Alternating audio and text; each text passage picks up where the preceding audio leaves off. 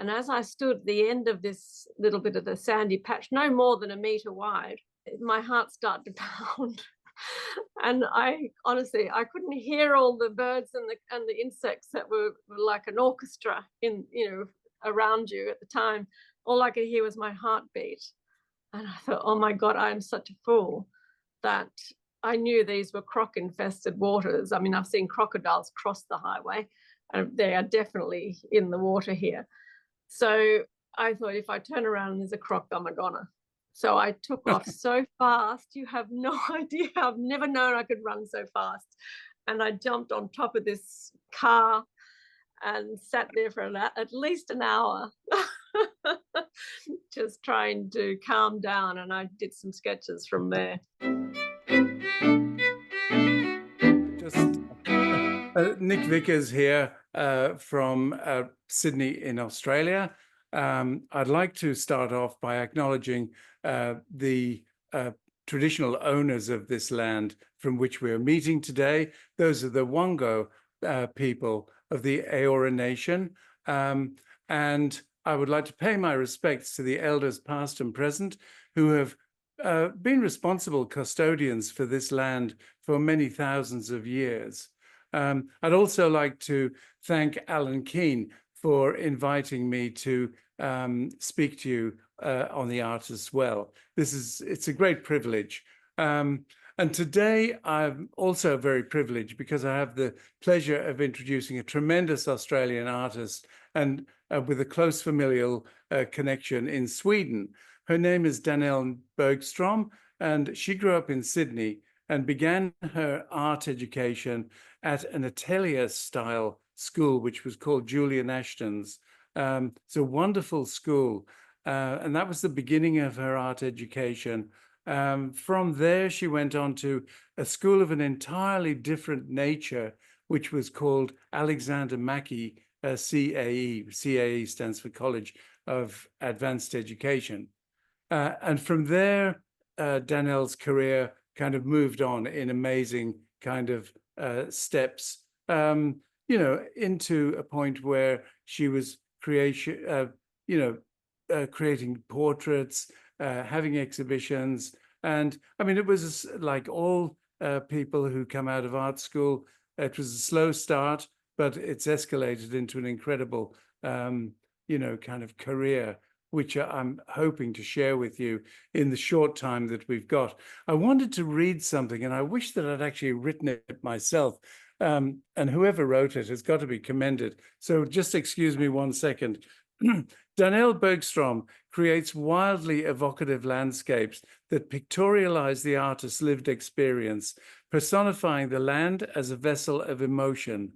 Autobiographical expressions of recent experiences in Åland in Australia and Åland in Finland are her meditative and transformative paintings, invoke a broad emotional and psychological exploration of environment, functioning as revised narratives, tangible footprints along a well-trodden road winding through the artist's memory.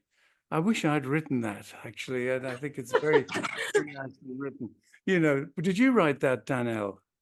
No, Oh, no, I didn't. okay. So I'm actually looking forward to this conversation. So I'll welcome Danelle, and let's have a look at we'll go on into your slides straight away, because the first image that I selected is Between Two Worlds. It's a painting called Between Two Worlds.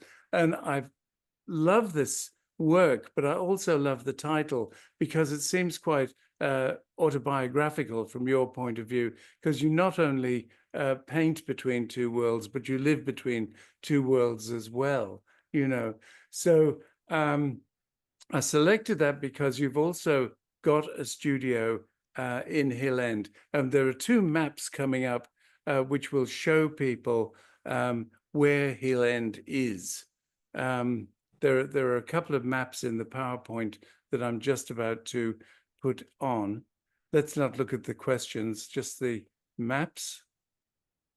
And here we are in close to a place called Bathurst if you go north from there, you come to Hill End. There's another map to show you where Bathurst is in location to Sydney, which is near Wollongong. Actually, I've put Meadowbank TAFE in there. So that's a place to work. So I thought, well, that's how far it is from where I work to get to Hill End.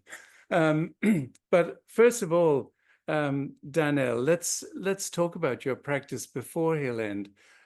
Is it true that you were introduced to the visual arts through your mother's graphic design?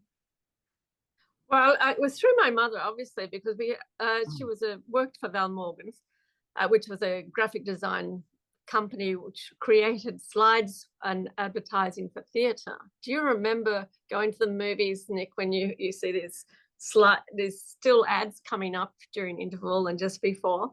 Well, they're all painted on glass, all hand painted on glass. And so that was what, she was in control of, that part. So our home, which I thought was normal as any other home, was a studio. And that's what there was absolute organized chaos, like my studio here. We had a lounge room, we had easels, we had books on the floor, we had music going, we had tables full of sculptures. Everything was half done in between, and she would work on the weekends, bring her work home, and we'd just all continue. So it was just always, there was never a boredom, there was never nothing it was always something to do, something to invent, something to create. And that's where I think the inspiration, because my sister has become she's a senior scientist in the Antarctic division. Well, she's actually left there. She was scientist of the year a couple of years ago. But so we've actually grown up with a curious mind and no limits. And I think that's what I sort of thank my mother so much for our upbringing. And she encouraged me. Sorry. Do you think that's where you decided, I know I'm going to have no limits with my art career and go straight to art school after high school? Well, I think I was born with a pencil in my hand, and obviously Mum had encouraged that, or not encouraged it, but allowed me to pursue it. That's why she put me into Julian Ashton's initially on a Saturday afternoon, then a full Saturday. Then I progressed to an evening where we could work on these evocative sort of plaster models. Eventually, I grew up into the nude model, and my first nude model was a judge, which was horrifying for a young 15-year-old girl. Fantastic. So now let's move on a little bit and talk about Hill End. We've got some great images of yours that really sort of capture some of the Hill End landscapes. They've got Shannon's Gully, which is a really special painting. It's so evocative of that whole sort of landscape, and your connection to the landscape is so fundamental to your Australian work. And Hill End is such an important part of your life as well. Do you want to talk a little bit about that? And we'll go through a couple of the other slides as well. Well, Hill End is a very special place to me. It is more special now than even before. There was a time in my life I just felt I needed to escape from Sydney, take the children to a much quieter place where they felt comfortable to roam around. And with a friend, I went to Hill End. And the children my daughter and my son sort of wandered around. I felt very safe in the town on their own. But then my son took himself off to the bush one day, and he broke branches, left stones overturned, and then there were pieces of bones and everything else to trace his trail. And he came back home and he said, "Mum, we have to go on a picnic tomorrow. I found the most beautiful place in the whole world." So we obviously packed the picnic and set off, and took about an hour and a half to get there, meandering through this bush thick bush until there was an opening. And the sun just came in shining just for him on this little gully. And he just thought he was in heaven there. That was his special place. And As you know, that was when he was probably 15, and unfortunately he died when he was 17. So Yeah. this became a painting that was filled with the love and the memories of that time. And And it's so so it's many of, not, it actually is, it's definitely not, I wasn't a plein air painter for that at all. It was purely memory. but there's so many of your works from Hill End seem to also be laden with lots of sort of meditative kind of qualities. If we go through some of the other slides, you know, you sort of get to see, you know, this amazing kind of composition and distance, but there's always something slightly underlying. It's not just a landscape. There's, with your work, I always feel that there's something more to it. And I just wonder, when you went to Hill End, were you one of the few artists that were there, or were there lots of other ones as well? Well, when I went there, there were no artists as such at that period of time living there. There were a couple of people in the art world who would be transient, as I am at the moment, I suppose. So there were two couples, and the friend that I had bought a shack. It was not a scene. It was just quiet. It was privacy. It was solitude. There was something very weird about that place. As a lot of people will come and then somehow find, if they can find a way, they stay. You can't go past Hill End. You have to go to it. You know, it's up there. It's actually the end of the hill.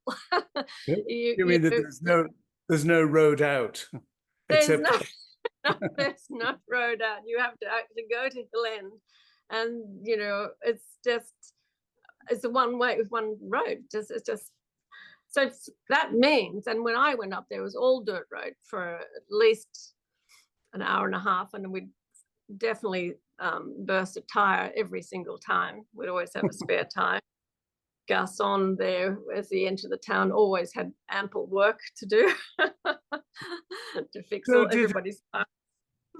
Did it sort of turn into a kind of an artist colony? Because there seem to be a lot of artists up there at the moment.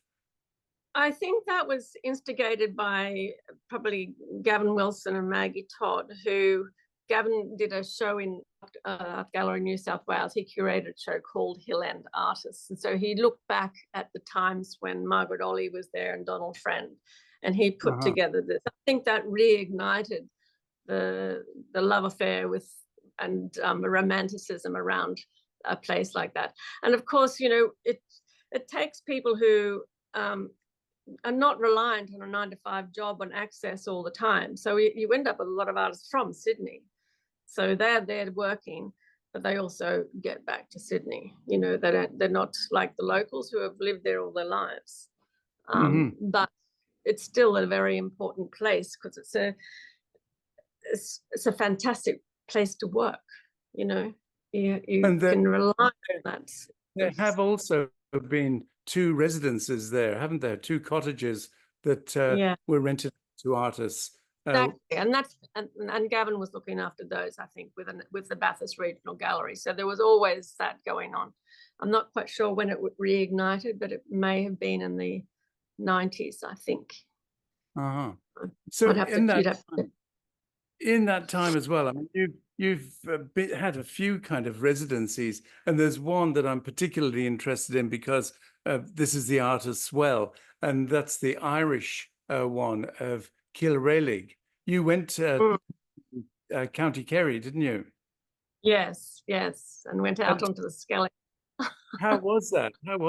Oh, that was incredible. Now you see those paintings of Hill End and all these trees. The first thing I thought of when I got out into County Kerry was, there's bloody no trees anywhere. What the hell am I going to paint? Well, that's because there was an ancient Irish poem which went Codayena fasta gon einmid, ta dera na guilta law. It means, you know, what would we do without wood? They're cutting the trees every day. So there were trees there, but long time before you went there. When you did have another residency, that was up in Darwin when you got that amazing commission to do the centenary of the courthouse. Yeah, I didn't think of that as a residency. It was just a job, but it was, I suppose it's like that. But that led to all those. I was there for the portraits, but I had also explored on the times that I did have off. I would explore the landscape. I didn't spend time in Darwin. And I think if we move on to the next image, you'll see some of the just you in your studio with the. And that was a studio that they provided for you, wasn't it? That was the gymnasium inside the court, the Supreme Court, for all the solicitors. Right. And then these all ended up on the wall. That's the next slide, isn't it? Yes. Yeah. Yes. But you also had some. How long were you up in Darwin? About 8 months. I slept on that floor in there. Slept on the floor in the courthouse. Yeah. Yeah, they turned off the security so I could come in and out the front door. Oh, okay. Yeah. And that must have did you put in a mattress on the floor, or how did that work?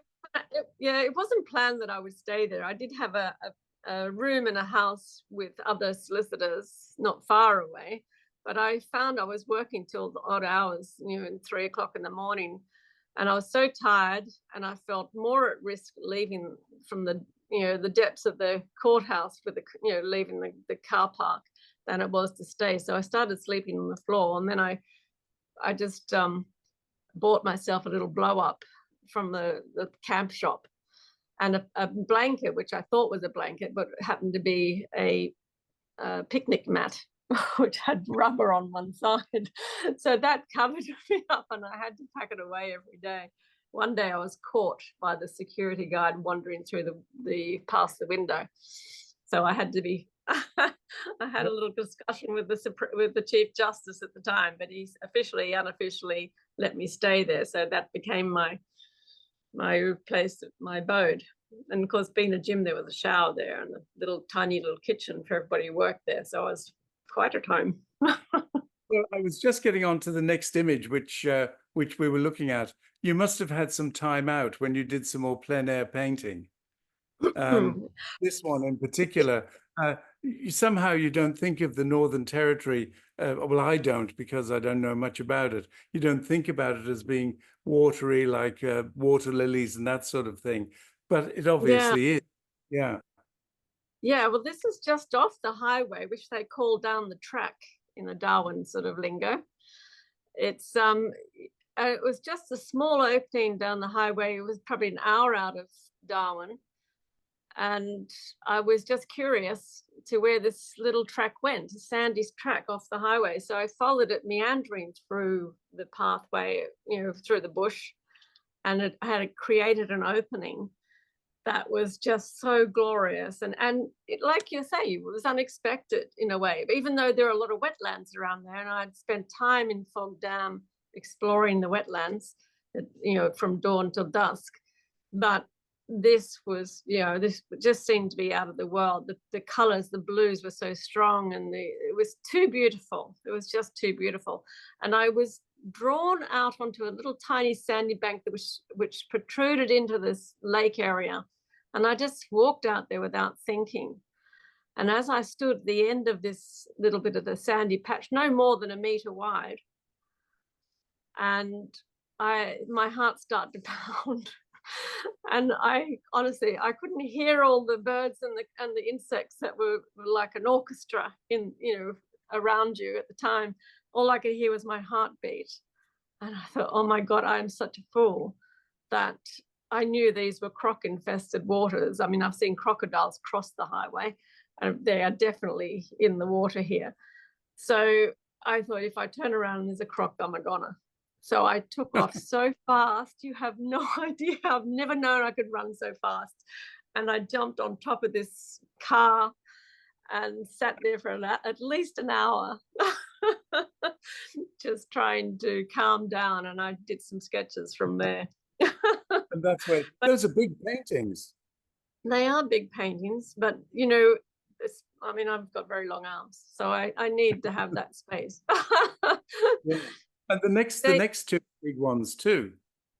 Yeah, but going back to the other ones, just for briefly for the moment, because I mean, it wasn't just about painting the beauty of nature.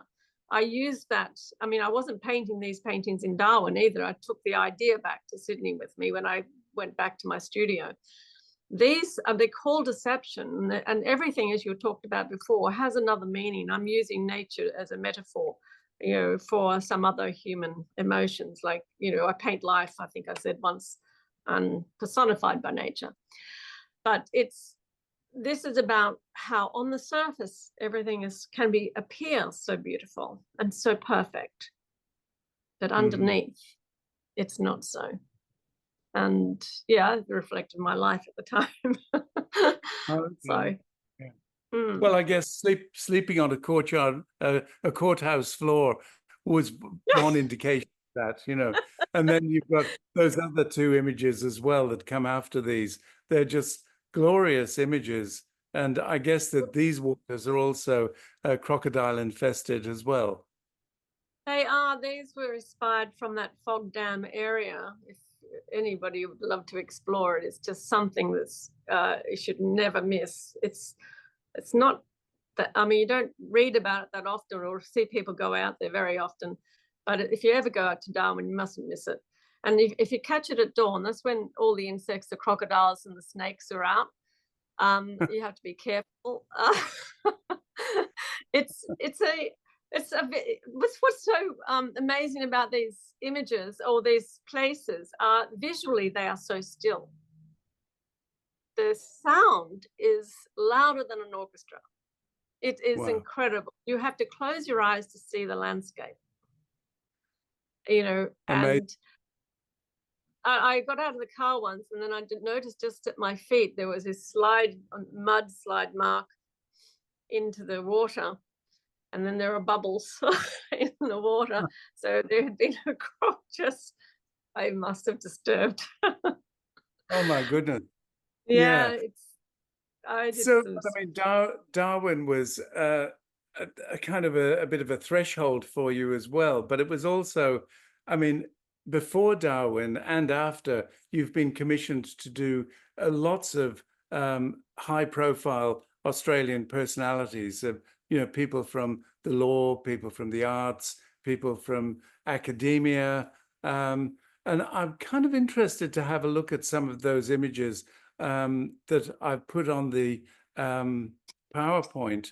And if you look at those, there's some interesting, very traditional standard images. But when you move down to the next one, the image that comes after that, I wanted particularly to ask you whether the ice cream container is an integral part in the balance painting. Well, if it was chocolate ice cream, yeah, I have to buy chocolate. I try to claim it on my tax because I buy them for the containers. Of course, I'd never eat them. But lift it. Who is this person? I don't know that person. This is Tarja Halonen, the former president of Finland. Oh my goodness. Yeah, she's incredible. She's the first female head of state in Finland. And she has an incredible fighting spirit. That she was absolutely fabulous to work with. I did a couple of paintings of her and many, many sketches. And she's actually grew up wanting to be a painter. And she still paints and draws and sculpts today. And in between, I don't know how she finds time, but she's a fighter for human rights, democracy, civil society, women's rights, and gender equality. I mean, she's everything I want to be, but or aspire to. She's just incredible. And but none of these portraits, the ones you've chosen, actually, these were people I chose. That's the difference. Okay. Yeah, I wanted to ask, how did they come about? David Williamson, which is up on the screen. I mean, that's a fabulous.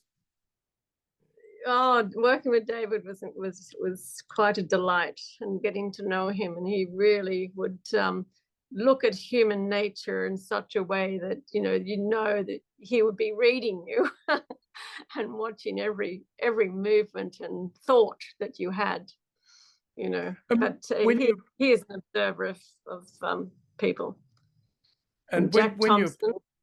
well, Jack Thompson, I was interested in, there's a few images coming up, and this pictorial device of putting two paintings together to create one portrait. Where did that come from? Interestingly, it came probably in the early 90s when I was working on a portrait, and I was so precious about the materials, of course. I'm terrified of paper, but I don't want to waste anything, and it's so expensive. And I was struggling with a painting, and a friend said, just get another one out. Like, oh no, I can't ruin two. But then I realized, working on two canvases at the same time, even the same subject, it was an incredible freedom, and it allowed me to explore different ideas that I had painting. I ended up competing with myself. But then the conceptual side of it was that eventually I had these two portraits, and I turned one upside down. It was like transposition. It had a different meaning then. But then I moved on to using multiple canvases for an idea, like the conversation with Margaret Olley, or this one with Take Two with Jack Thompson. His body language was important. It couldn't be said with one image. So you get a sense of time and space. Yeah. The next ones are a little bit down that track as well. There's one of Peter Sculthorpe, which has two images plus a ghost image in there as well. Yes, and so there was probably about, I don't know, I had 6 or 7 paintings of Peter Sculthorpe. Many different ideas. This one they came together at the end. It wasn't planned that way. But sometimes I would sit and stare at a blank canvas, and I've often said to people, it can be so terrifying because there's nothing more pure and beautiful than that perfect canvas. You're going to just stuff it up and throw a bucket of paint on it. That's what you've got to do. You've got to start. So when this painting wasn't working on the left, I threw a bucket of paint on it. Oh, I just thought it was this clever mirror image, How does this work? You've got 3 images of Sculthorpe, and each one of them works as an individual painting. So then they work together, and that's when it came together at the end. Sorry. So do you work from photographs, or do you work from sketches? Let's have a look at another one. Kevin Connor. That was another one where, did you work from images, like photographic images, or sketches? Well, I'm quite a nervous, shy person when I meet somebody, but I did know Kevin through the art world, but I didn't know him well. So, and I've always admired his work, so I was a little intimidated. And in all the portraits, I feel I can't just suddenly start sketching immediately. So we tend to talk a lot. I'll take photos, but I'm probably the worst photographer. You should see the blank images that I have. It doesn't really matter what's on them. I just look like I've got something to do with my hands. But eventually I will sketch. Now, the importance of a photograph or a sketch is like an aide-memoire, where you take a photograph of when you're on holidays, and when you come back, you remember everything surrounding that, that particular moment. All your sensory awareness is there. You remember the sounds, the people, the conversations, the before and after. It's not just that one split second. But when you're sketching, it cements it so much more. So it's less about the actual drawing to paint from than drawing to discover, to learn, to remember, to feel, to understand. And sometimes I would distort certain drawings to remind myself. Sometimes I'd do a single line drawing where I'm just following around, just like a little ant over a landscape. Any of these techniques are devices to discover things. But during that time, I'm remembering this person, I'm visualizing, so that eventually, once I understand them sufficiently, I can close my eyes and see them, but see them in a way that I can walk around them and see them. I can look above them and see them. I have to understand the physiology. I have to manipulate their facial expressions, or where their eyes will be, or, so that, I mean, it's never perfect. It's an imaginary thing, of course, and I correct it like crazy when they're in the studio. But I have to use my visual imagination and my memory a lot. Yeah. Yeah. So let's look at the next one. I found it particularly poignant because she was at, well advanced in her years. She'd been the critic for the Sydney Morning Herald.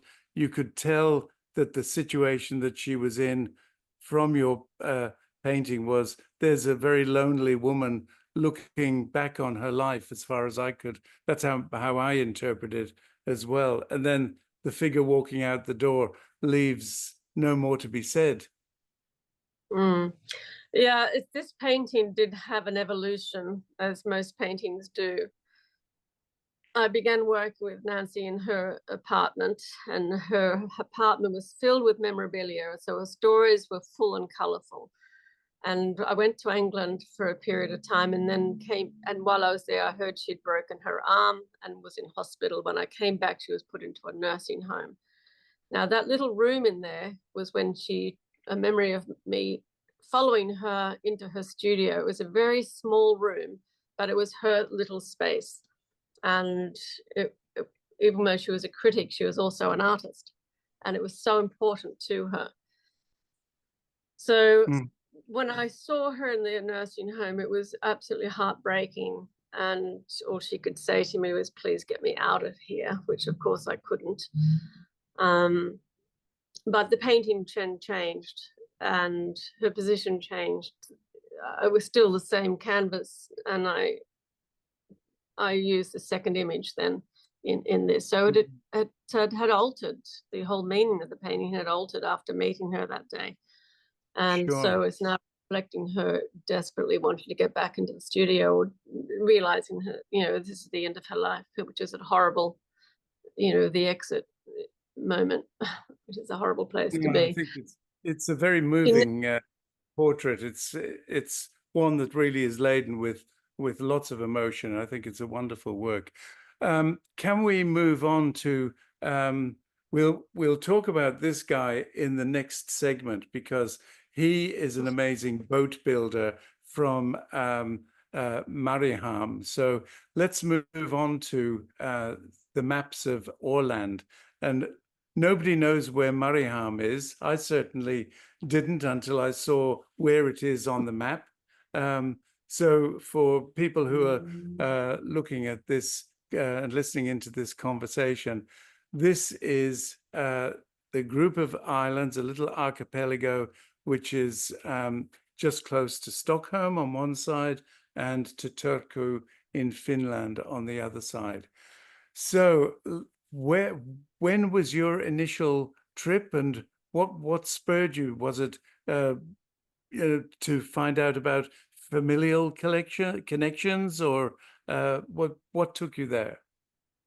Well, I lived in Gothenburg for 12 months earlier, many years ago. I think it was in 2011 and 12, where I actually painted an exhibition there. And that was for me to explore Sweden, see how I felt, and perhaps explore my heritage. And it was the gallery there that said I really should apply for a residency in Åland. I was so busy on a roller coaster of shows and work, and I just never found the time. But there came a moment when I was painting an exhibition in 2016. I thought, I'll never get there. I will have to just make the decision. And normally I do a lot of research before I go anywhere. This time I didn't. I rang a real estate agent, that wouldn't help. I rang a travel agent. And I said, "Well, can you just get me to Åland?" And they said, no problems, rang me back the next day. And they said, well, why do you want to go there? We can't even find it, So you can be forgiven not knowing where Mariham is. Nobody else knows either. But to them, to everybody here, it's the center of the world, or it is the world. Let's look at some more studio images, because there was something very special about that original studio, not the one on the little island, but the next images show this incredible sort of space, which I was fortunate enough to see that space, and it used to be a psychiatric ward in a hospital. But yes, you visited me there. How was that? Did you leave? You managed to convert it into this amazing studio. Yeah, and I managed to grow out of it. I'm not there anymore, so they've let me go. Let's look at some more of the images. Yeah. Well, that was actually a derelict part of the building. I mean, the whole building was derelict, and I scraped that red floor. I didn't even know it was red. I scraped that with a razor blade. I had pulled off mold and paint off the walls and ceilings, and replastered some areas and repainted it 1,000 times. So yeah, I made it work for 3 months to put that together. And, but it was, it was important. If you don't have a space to work, and it's very hard to find a big space, and you can't paint, can't work. I mean, it's just a no-brainer. So finding that was fantastic. But of course, there was no heating, there was no power, there's no hot water. I slept on a box. I had a cold wash from a sink. You do it rough. It was rough. And the only lifeline that you had, I remember, was one electrical cable from the main building went into your building. Yes, that's right. It would cross from another building. Of course, always at night it would blow, and then you'd have to climb up the stairs and climb over rubble to get to the power thing and try and switch it back on. So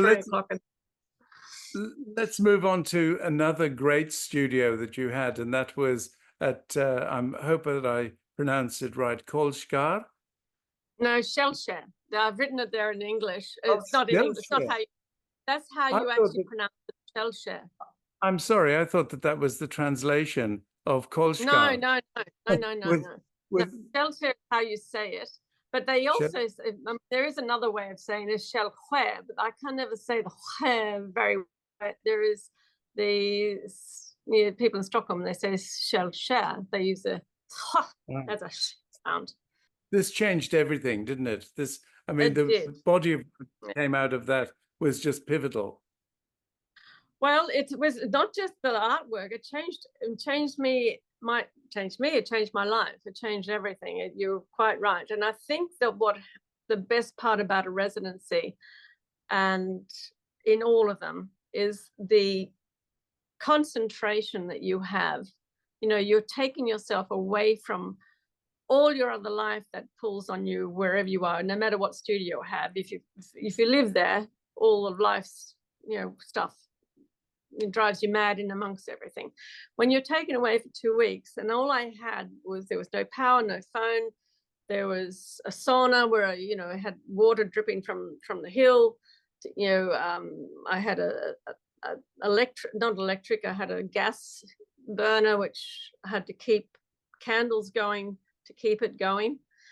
It's continuous, but it was isolation, and the only fresh food I could have was on this little hill up just to the left of this image here, and I would climb like a mountain goat and sit there mesmerized looking down at the sea. Moments of panic, thinking I've been here for a day and I haven't done anything yet, but you soon settle into the fact that you're exploring. But let's move on to the next one. Yeah,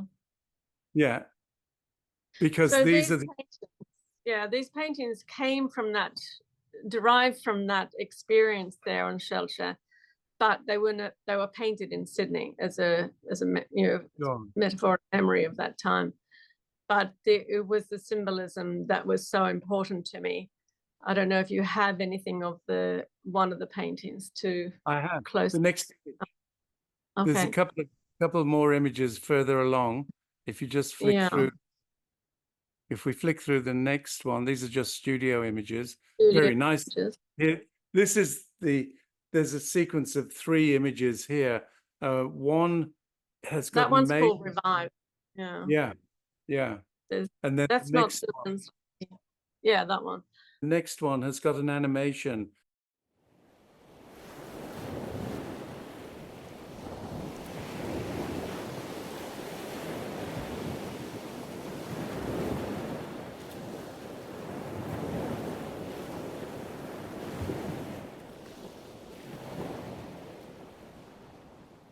So this was me sitting down at the top of this small hill, I should say, right on the edge of the cliff.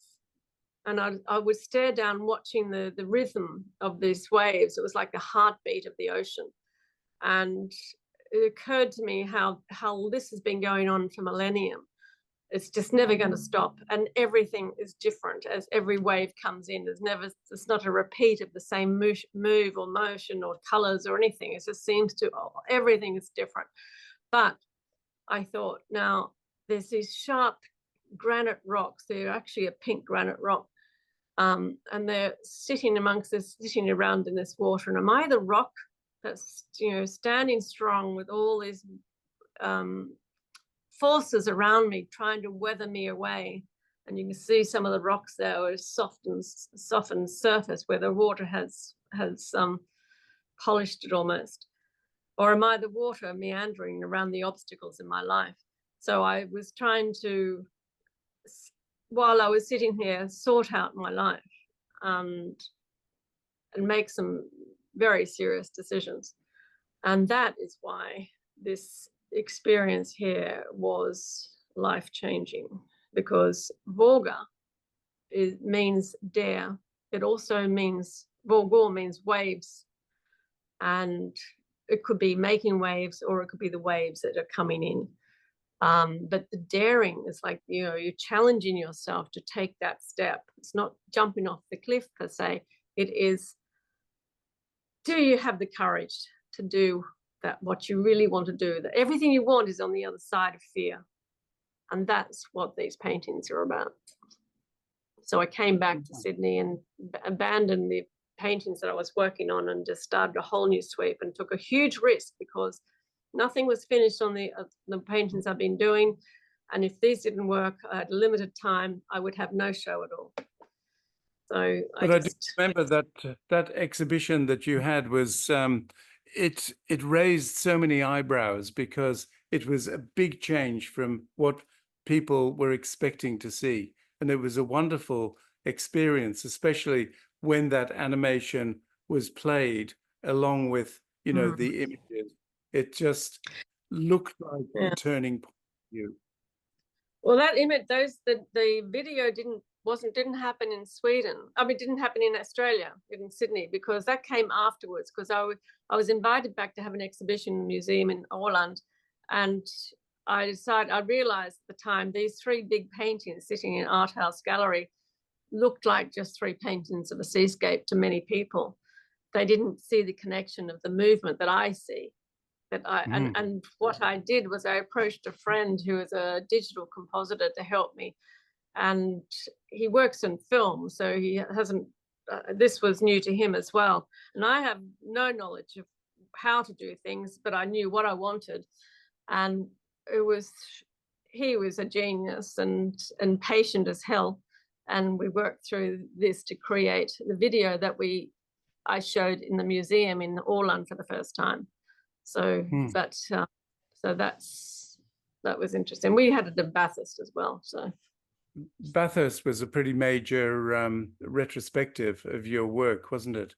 But you've also made amazing connections in Mariehamn, especially with the Spirit of Emelia, which has kind of connected you to that amazing museum that we went to, the Maritime Museum there. Yes. Yeah. So that is a photo I took just probably a year or so ago.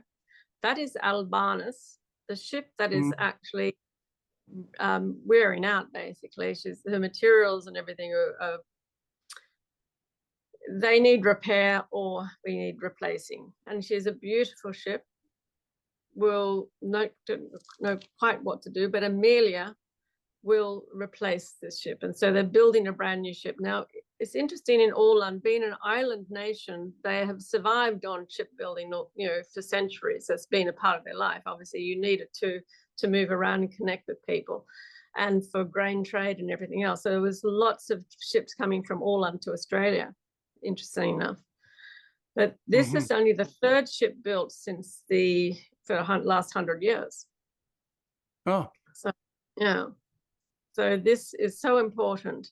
And it may be the last for many reasons, because of the materials, the oak that is sourced from Denmark, from these gorgeous oak trees, which is what they were planted for. But of course, an oak tree lives for 200 years. No, what did I say? It grows for 200 years, lives for 200 years, and dies for 200 years. But visiting those oak forests was actually incredible to see the scale of these timbers. And they're chosen, interestingly enough, for their curves, because that's where the strength lies, in the actual curve of the branches and things.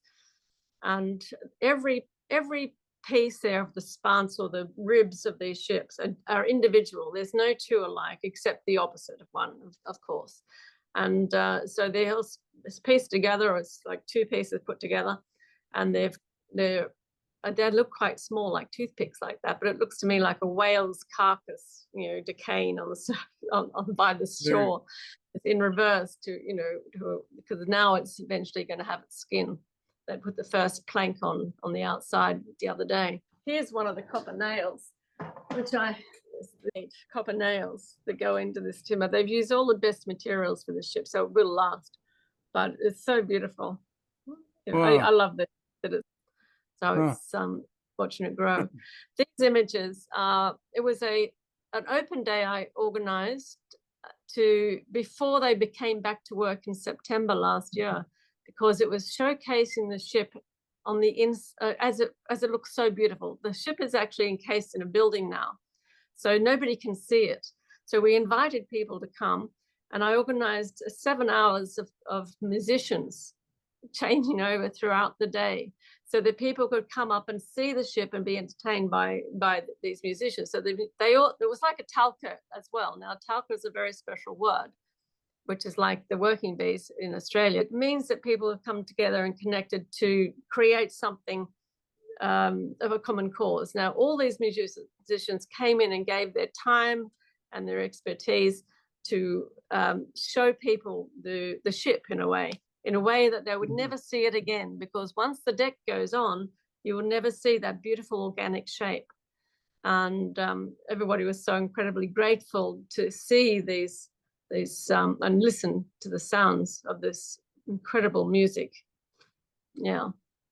What is going to happen eventually, and I think that we should wrap up at this point, but what will come out of the whole thing will be an exhibition, a book, and a film. Is that correct? Yes, the exhibition is obviously the priority if I can stick to it, but the film is taking over my time at the moment. And this image is very interesting. That's Albanus, happened to be in the background. This is the beginning of Emelia, just a chance photograph. It's beautiful. But yes, so I wanted to, when I first came in touch with the ship, it was through Kenneth, who he's the master shipbuilder, or he's one of two, master shipwright. I realized how a ship is built. And there's an old saying in Åland that a coffee cup and a share in a ship is the way to live in Åland. So you always invite your neighbors in, but you also, you build these ships, which are so important to the community. Now, Albanus is like, it's a training ship. It helps younger kids. It's an ambassador for outside, and Emelia is going to continue on with that idea. But she can only be built with everybody else involved. And this what's so fascinating to me. It's not a private venture. This is built by the generosity and the cooperation of everybody that have come together. People have come together in Åland, and I want to celebrate these people and the concept of this. You know, what do you call it? It's like I can always never sort of put it into such succinct way, but the connection in the community, and it's just so beautiful to see.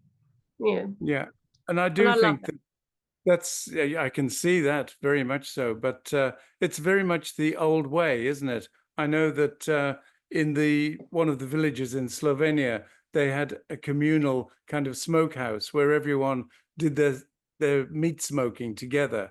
And I think that this talka is a kind of, the whole community comes together, and the end result is it's a communal one, but it's a great sense of pride as well. And I can see that you're very much into that now. So I think that's what it means. It's the symbol of that, and it's not it's not unique in the world by any means, but it's drawing an awareness to it. And perhaps, as art follows, life follows art. And so maybe, or we can encourage some of the oldest traditions, again.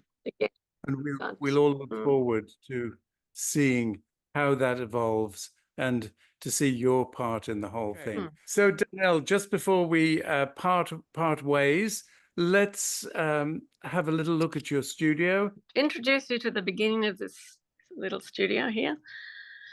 It's very close to Mariehamn, just 2 minutes away from the centre. So here, so obviously messy workspace.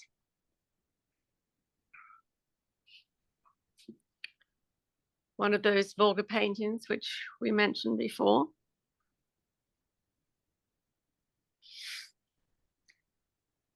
Here are some sketches, which were ideas for the 100 Faces for the ship, for this exhibition about Emelia.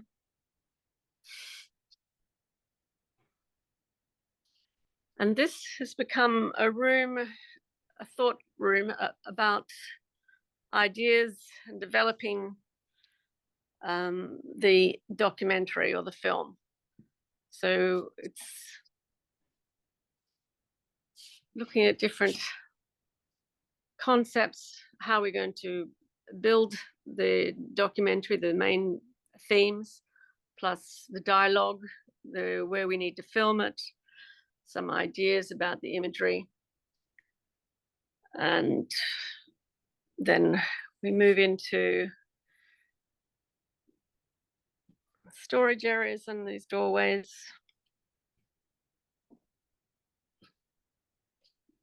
Painting from my Arctic journey on dog sleds. This is Åland. And then to my studio.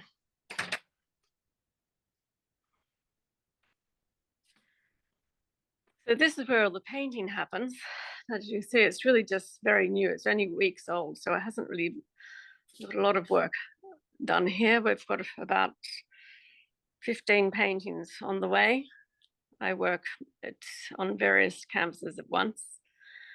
This one wall is as long as one wall in the museum, so I can place these large canvases here in a row to see it all at one time, but I won't be able to see all the portraits or all the seascapes because that's a different wall. But that's the other painting. So, and we come back out. It's small, but it's perfect. Thank you. It looks absolutely brilliant. Danelle, thank you so much for your time. This has been absolutely wonderful. We could have talked for hours, but unfortunately the Artist Well is only a 1 hour slot, but it's been fantastic. Thank you so much. And thank you, Nick. It's been such a pleasure talking to you. Thank you.